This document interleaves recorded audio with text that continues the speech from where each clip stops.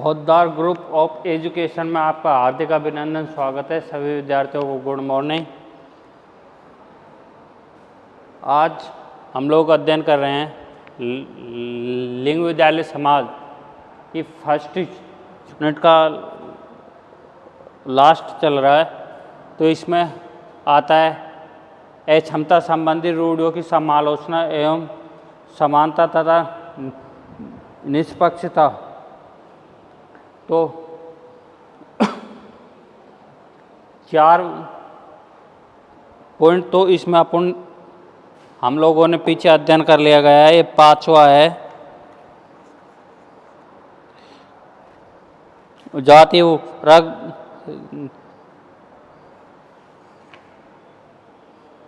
वर्ग नस्ल और धर्म। और 5वां आता है अक्षमता, अशक्तता, शारीरिक अशक्तता। कोई व्यक्ति किसी रूप से के कार्य करने में शारीरिक रूप से वो पूर्ण सक्षम नहीं हो, असक्षम रहता है, तो उसको शारीरिक अशक्तता कहते हैं। जैसे हाथ पैर से अपंग होना, ऐसे कुछ कार्य होते हैं। कुछ बच्चे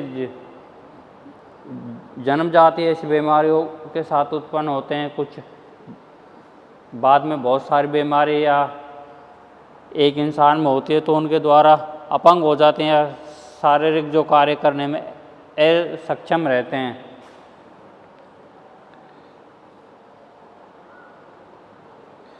तो इस प्रकार के जो छात्र होते हैं संपूर्ण रूप से शारीरिक क्षमता के जो कार्य होते हैं उनमें नहीं करते हैं। तो इसमें कुछ बिंदुओं के तहत अपन अध्ययन करेंगे। तो फर्स्ट आता है इसमें सकारात्मक।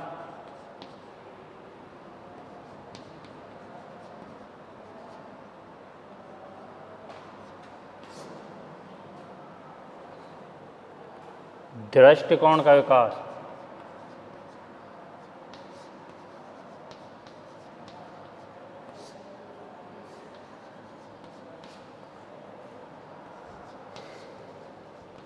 तो इसमें इस प्रकार के जो संबंधित जो आपने पिछले वीडियोज में कई बार उनका अध्ययन कर लेते हैं।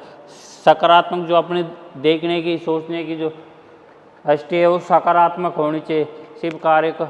अब हम लोग देखते हैं कोई भी व्यक्ति किसी भी कार्य से शारीरिक क्षमता होती है, अशक्त हो जाता है, अपने शरीर को संपूर्ण कार्य नहीं कर पाता है। तो इस प्रकार की एक जो शारीरिक अशक्त अक्षमता वाला व्यक्ति है उसके प्रति हमें नकारात्मक दृष्टिकोण नहीं रखना चाहिए, उसके प्रति सकारात्मक दृष्टिकोण रखना चाहिए। उसके बाद सेकंड पॉइंट आता है उत्तरदायित्व का ज्ञान।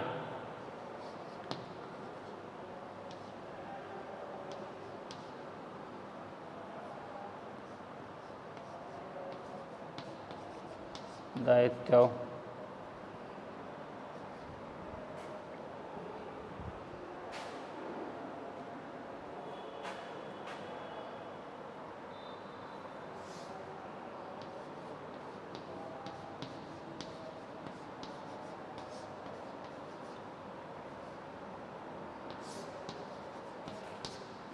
का ज्ञान। एक शिक्षक को अपने जो उत्तरदायित्व होते हैं उनका ज्ञान होना आवश्यक है। कि एक शिक्षक जब छात्रों को शिक्षा देता है तो इस प्रकार की सोच हमारे पास ज्ञान का भाव होना चाहिए कि हमें छात्रों को किस प्रकार से शिक्षा, क्या हमारे उत्तरदायित्व है, क्या बच्चों को वो। तो जो शारीरिक अशक्त बालक हैं उनसे किसी प्रकार का भेदभाव हमें नहीं करना चाहिए। जैसा और बच्चों को हम जो कार्य करा रहे हैं उसी प्रकार से उन बच्चों को भी कार्य कराने में हो रहे। और उन छात्रों को हमसे जितनी अधिक से अधिक सहायता प्राप्त हो, इस प्रकार के छात्रों को अधिक सहायता हमें देनी चाहिए। उनका अच्छा जो कार्य है उन्हें का हमें प्राणी करना चाहिए। और भी बहुत सारी सहायता होती हैं, जैसे आर्थिक सहायता। इस प्रकार से संबंधित एक शिक्षक को इस प्रकार बालकों के प्रति करते रहनी चाहिए, जिससे कि उसको इस प्रकार की सहायता मिलती रहे तो उसका सामान्य रूप से डेवलपमेंट हो सकता है। उसके साथ अगला पॉइंट आता है 3, सहयोग की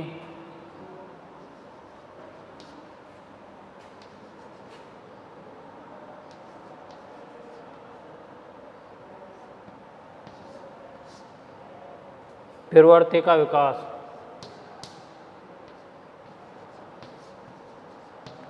आप देखते हो इस प्रकार का जो बच्चे होते हैं, जब हम लोग उनका सहयोग करते हैं तो उनमें भी एक प्रकार से सहयोग की भावना का विकास होता है, जिसके अंदर प्रत्येक व्यक्ति स्वयं के मन में जो मानवीय मूल्य होता है उनका डेवलपमेंट करना चाहिए, और मानवीय जो सकारात्मक दृष्टिकोण का नजरिया उनके सामने स्थित होना चाहिए।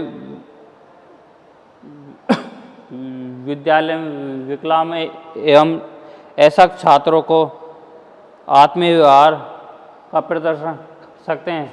बहुत से बच्चे इस प्रकार के होते हैं जिनसे सही नहीं बोला था, लेकिन जब नहीं में अच्छा लिख सकते हैं, अच्छा कार्य कर, तो उनका जब वार्षिक रिजल्ट आता है तो उस समय हमें पता पड़ता है कि इसमें कितना डेवलपमेंट, कैचिंग पावर, कितनी प्रतिभाशाली बुद्धि है। तो इन सब चीज़ों का पता उसी साथ में लगता है। उसके साथ साथ ऐसे व्यक्तियों को समाज में भी शिक्षा को बढ़ाना चाहिए, जिससे कि ऐसा तो जो शक्तियाँ हैं वो भी शिक्षा ग्रहण कर सकें।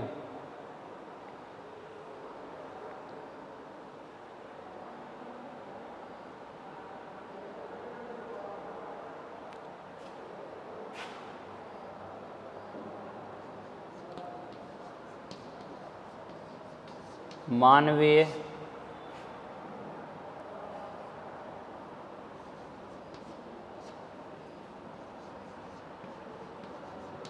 मूल्यों का विकास। आप देखते हो जब इंसान के अंतर्गत मानवीय मूल्य या अच्छे डेवलपमेंट, अच्छे फैमिली से वो करेगा तो उसके अंतर्गत कुछ न कुछ संपूर्ण मानवीय लोगों का डेवलपमेंट नहीं होगा। तो 20 से 30% का तो फैमिली से तब बालक आता है, तो उसमें मानवीय लोगों का डेवलपमेंट रहता है। तब एक अच्छे शिक्षक के अंतर्गत अध्ययन करता है, सकारात्मक दृष्टि से देखता है शिक्षक के साथ साथ अच्छे तरह से, तो उसके अंतर्गत मानवीय मूल्यों का डेवलपमेंट हो जाता है। और उसके साथ जो शारीरिक ऐसा क्या विकलांग बालक होते हैं उनकी सहायता हमें करनी चाहिए। अगला पॉइंट आता है मानव धर्म का ज्ञान। तो इसके अंतर्गत हमें इसी चीज़ से मतलब नहीं होना चाहिए कि चलो हमने शिक्षा क्षेत्र में केवल बुक का जो ज्ञान है, किताबी ज्ञान, वो तो उस एरिया तक ही सीमित रहता है। शिक्षा के क्षेत्र में जिस क्लास में अपन पढ़ रहे हैं उस क्लास का अपन अध्ययन कर रहे हैं तो वो शिक्षा के क्षेत्र में काम आ सकता है, लेकिन उसके साथ साथ अन्य अनेक प्रकार के ज्ञान होते हैं। जैसे सामाजिक ज्ञान है, वो जब व्यक्ति समाज में आएगा जाएगा, ऐसा समाज में बैठेगा तो वहाँ से धीरे धीरे प्राप्त होता है। उसी प्रकार से मानव विज्ञान एक शिक्षक को सदैव अपना ध्यान रखना चाहिए कि वह स्वयं मानव धर्म के अनुसार कार्य कर रहा है, नहीं कर रहा, समाज में और क्या मानवता के धर्म प्रसार का कार्य करें। और उसके साथ साथ कुछ लोग असामाजिक तत्व होते हैं, उनको भी इस प्रकार की बुराइयों से दूर करें, उन्हें मानवता के प्रति जो उनकी भावना है, उनका जो ज्ञान है, उसको कार्य करें और शारीरिक प्रकार से अशक्त व्यक्तियों का सहयोग करें और उनकी सहायता करें। इस प्रकार के उनसे संबंधित कोई न कोई धार्मिक कार्यक्रम का आयोजन समाज करता रहें, जिससे समाज में व्याप्त रूढ़ि और अंधविश्वासों की जो परंपरा है उससे हमें समाप्ति मिलेगी। अगला पॉइंट आता है अभिप्रेरणा।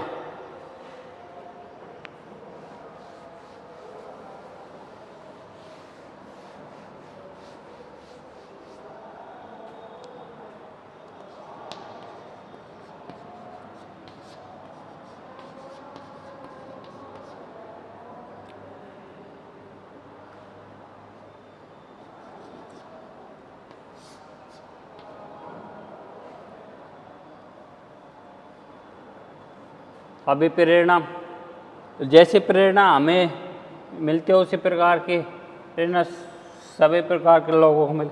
अच्छी प्रेरणा होती है उसे हमें ग्रहण करना चाहिए, और लेकिन कोई नेगेटिव प्रेरणा या गलत कार्य के लिए हमें बता रहा है तो उस प्रकार के कार्य हमें करने चाहिए। शिक्षक सदैव हमें एक अच्छे कार्य के लिए प्रेरित करता रहता है, न केवल कि प्रकार के शिक्षक सदैव हमें शिक्षा के कार्य या शिक्षा के क्षेत्र में पढ़ लिख के अच्छे ऑफिसर, अच्छे कार्य महान व्यक्ति बनने के लिए प्रेरित करता रहते हैं। और उसके साथ साथ जो विकलांग एवं शारीरिक अशक्त बच्चे होते हैं उनको भी इस प्रकार की कहानियाँ वो आता है, उनको भी सामान्य बच्चों के साथ साथ उनको भी आगे बढ़ाने का प्रयास करते हैं।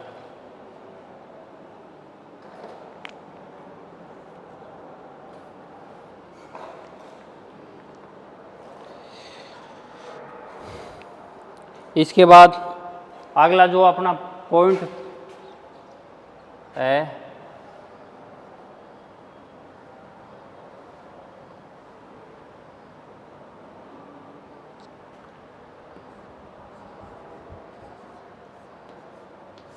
क्षेत्र संबंधी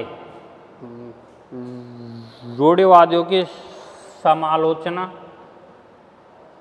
एवं समानता तथा निष्पक्षता। इसमें क्या एक क्षेत्रीय जो कार्य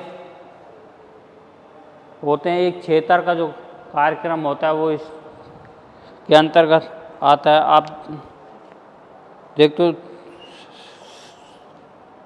प्रत्येक बाद में क्षेत्रवाद के रूप में अवश्य की जाती है। हम लोग देखते हैं कि प्रत्येक क्षेत्र में अपने अपने समाज का अपने अपने कार्य होते हैं, अपने अपने समाज के रीति रिवाज होते हैं, जो भी एक्टिविटी जो भी कार्यक्रम उनके चलते आए हैं एंशिएंट काल से लेकर वर्तमान तक उसी प्रकार से कार्य करते रहते हैं।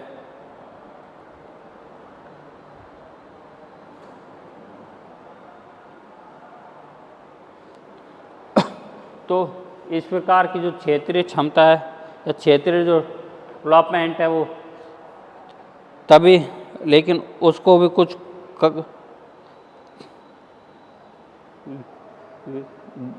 गुण विशेषताओं क्षेत्र के आधार पर निर्धारित किया जाता है। तो इसमें भी कुछ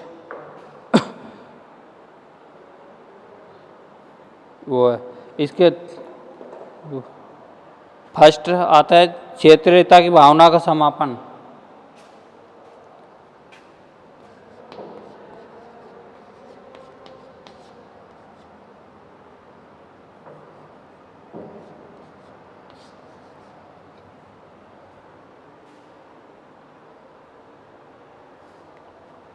क्षेत्रीयता की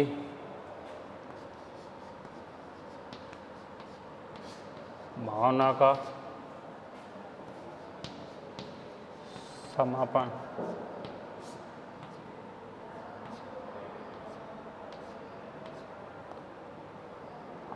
हम लोग देखते हैं कि कोई भी क्षेत्र में क्यों ना चल जाएं, कहीं पे भी बाहर कार्य करने के लिए जाएंगे तो कहीं भी लोग सबसे पहले मिलेंगे तो उसी चीज़ को पूछेंगे कि आप कहाँ से हो, किस क्षेत्र से।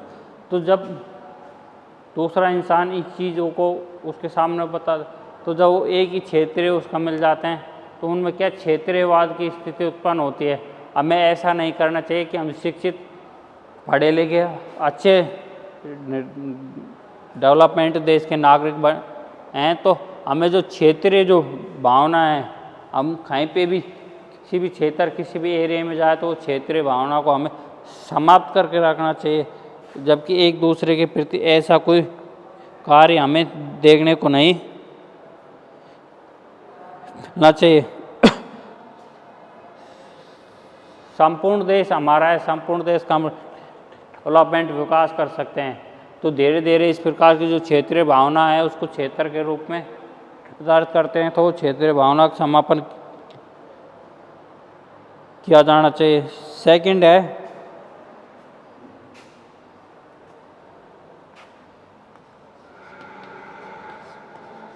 विश्वीय बंधुत्व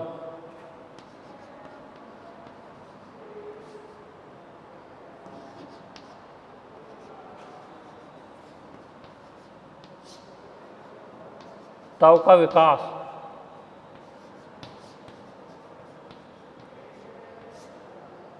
हम लोग देखते हैं कि जब डेवलपमेंट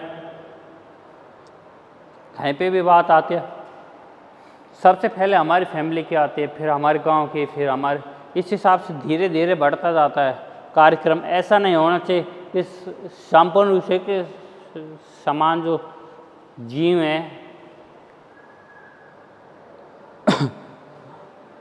प्रत्येक मनुष्य में एक विश्व बंधुता की भावना का वाका कि विश्व के सभी नागरिक अपने बंधु हैं। ऐसा नहीं है कि हम एक देशवासी अलग है, एक एरियावासी अलग है या हमारा फैमिली अलग है।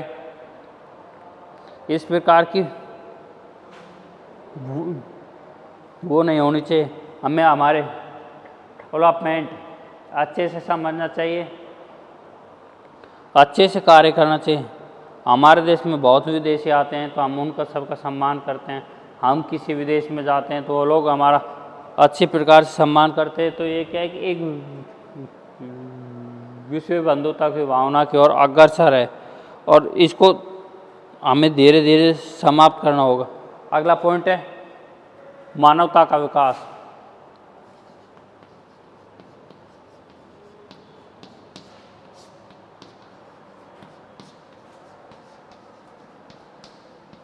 प्रत्येक इंसान के अंतर्गत एक मानवता का डेवलपमेंट होना आवश्यक है। इसके साथ आप देख तो जब तक एक मनुष्य में मानवता का विकास नहीं होगा तो उस प्रकार का एक शिक्षक अपने विद्यालय में जब उसमें मानवता का विकास होगा तो सभी बच्चों को अच्छे रूप से शिक्षा देगा। मानवता की जो भावना है संपूर्ण समाज में फैलाएगा, मानव से प्रेम करेगा, मानव हित के लिए योग्य बातें करेगा। तो इस प्रकार के हमें देखने को मिलती है। इसी प्रकार क्षेत्रीय भावना का समापन होगा संपूर्ण मानव। इस कार्य क्षेत्रीय जो भावना चल रही है समाप्त होगा तो उसके साथ औपचारिक रूप से होगा। इसके बाद अगला आता है वैश्विक कल्याण की भावना का विकास। वैश्विक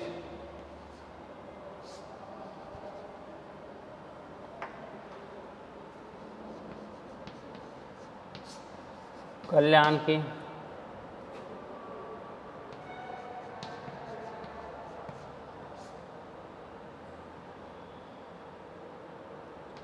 भावना का विकास। हमको हमारे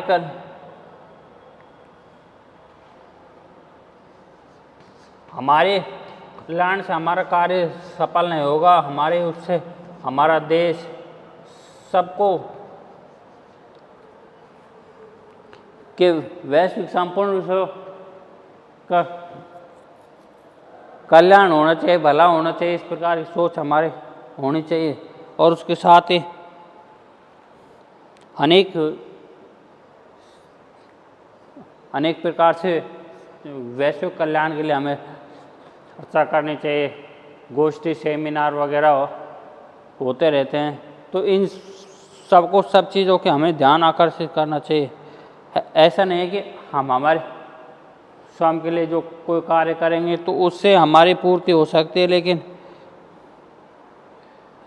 उसके साथ साथ जैसे कि भारतीय मंदिरों में विश्व कल्याण के नारे गूंजते रहते हैं, तो उसी प्रकार प्रत्येक इंसान को भी इस प्रकार के कार्य करने चाहिए। अगला पॉइंट है, पृथ्वी हमारा घर है।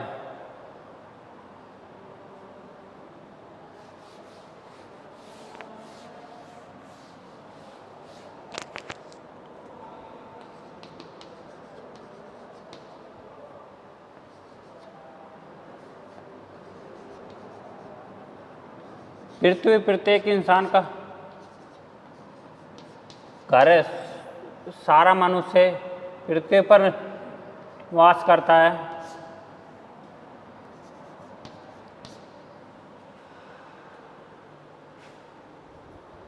ऐसा नहीं है कि कोई व्यक्ति आसमान में निवास करता है। तो हमें इस प्रकार की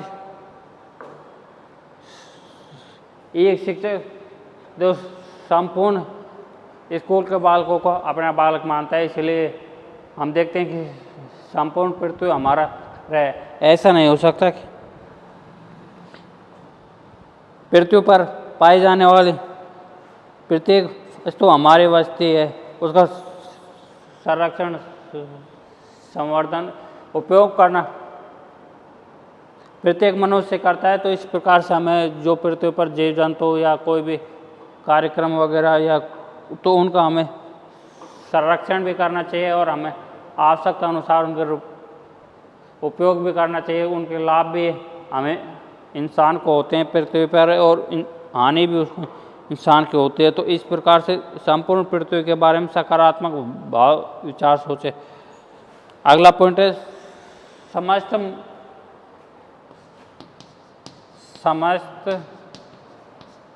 मानव समाज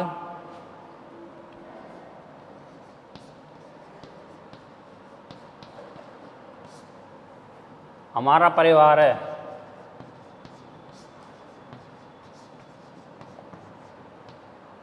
आप देखते हो कि ऐसा हमें नहीं सोचना चाहिए कि जो भी समस्त मानव है जो हमारा परिवार के समतुल्य हमें होना चाहिए। जैसे कि एक फैमिली में 5 सदस्य, 10 सदस्य, 12 सदस्य रहते हैं, तो उसी प्रकार एक शिक्षक को संपूर्ण जो क्लास या स्कूल जो भी उसका संकल्प लेना चाहिए कि सारे एक हमारे परिवार के सदस्य हैं। उसी प्रकार से इन सबको एक विशेष नागरिक का अच्छा व्यवहार करना चाहिए, जिससे कि समानता का व्यवहार उत्पन्न हो और जिससे क्षेत्रीय रूढ़िवादिता समाप्त हो। इसके बाद आता है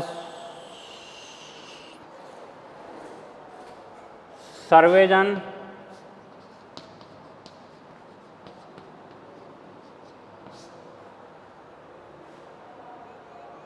हिताय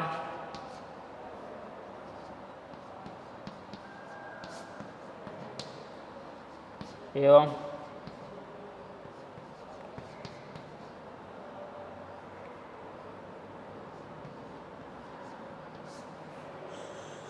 सर्वे जन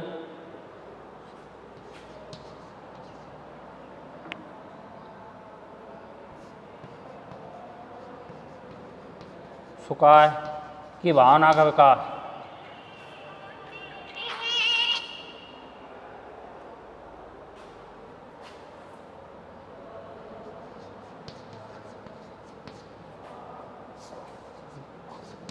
विकास।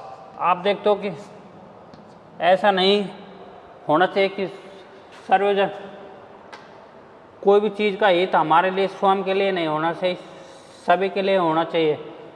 और सर्वजन सुखाय, कोई भी सुख हमारे लिए प्रत्येक के लिए नहीं होना चाहिए, सभी के लिए सुख की जो भावना, डेवलपमेंट का विकास होना चाहिए। तो इस प्रकार की सोच एक शिक्षा के कार्य के अंतर्गत होती है। एक शिक्षक सभी को कार्य देता है, तो इस प्रकार की भावना का विकास होना चाहिए। इसके बाद आगे आता है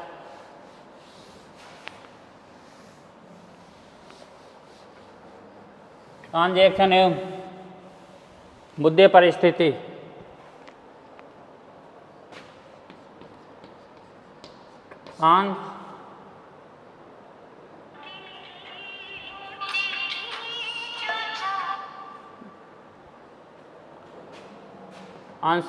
जेंडर एवं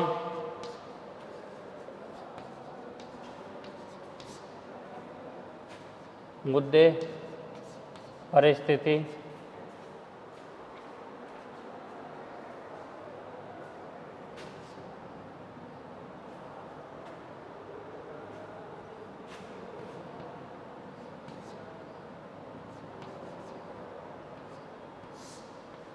आप देखते हो कि एक ट्रांजैक्शन, कुछ लोग ऐसे पाए जाते हैं इस पृथ्वी पर जो स्त्री पुरुष दोनों का कार्य कर सकते हैं, दोनों की बोलचाल एक समान रूप से कर सकते हैं। कुछ मुद्दे होते हैं, कुछ उनकी परिस्थितियां होती हैं जिसके कारण उनको इन्हीं से उत्पन्न किया जा सकता है। सामान्य उनकी बोलचाल रहती है कि उन्हें हम किसी प्रकार से उसको नहीं कर सकते। उनके गुण विशेषता एक स्त्री और पुरुष दोनों के प्रति समान रूप से पाए जाते। एक्सेंट काल से ये भेदभाव की स्थिति हमारे सामने उत्पन्न रही है। उन इस प्रकार के लोगों को समाज में रोजगार, परिवार, आर्थिक क्षेत्र में अनेक समस्याएं होती हैं। उन्हें हम उठा ले बाद के